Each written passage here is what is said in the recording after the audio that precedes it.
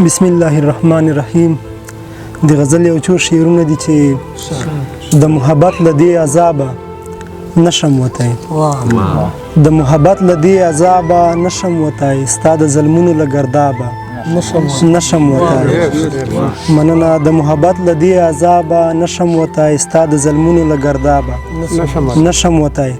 او منم خایست کې به خو وي داسې لږه ډېره، منم خایست کې به خو وي داسې لږه ډېره، خو د خپل زړه له انتخابه نشم وتی.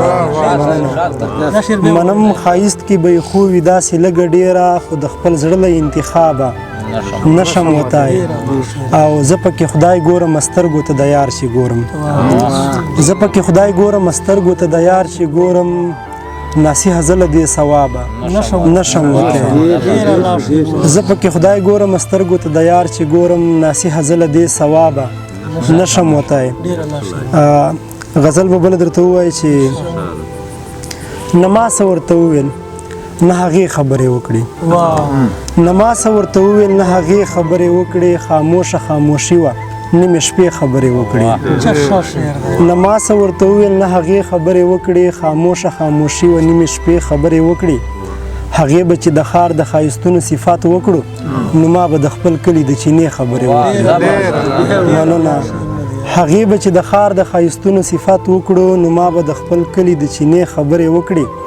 او نامه به د پښتون د بادرۍ د سر عنوان و، نامه به د پښتون د بادرۍ د سر عنوان و، چې چا به هم د تورې د نیزې خبرې وکړي. نامه به د پښتون د بادرۍ د سر عنوان و، چې چا به هم د تورې د نیزې خبرې وکړي. او نن بیا یې په زړو زخمو بلها مالګې راتوی کړي. امید صاحب نن بیا یې په زړو زخمو بلها مالګې راتوی کړي، او نن بیا یې د زړو ورځو زړې خبرې وکړي. نن بیا یې په زړو زخمو بلها مالګې راتوی کړي، او نن بیا یې د زړو ورځو زړې خبرې وکړي.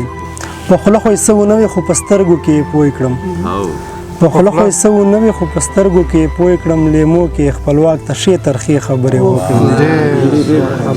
سلام. مننه. مهرباني. امید صاحب.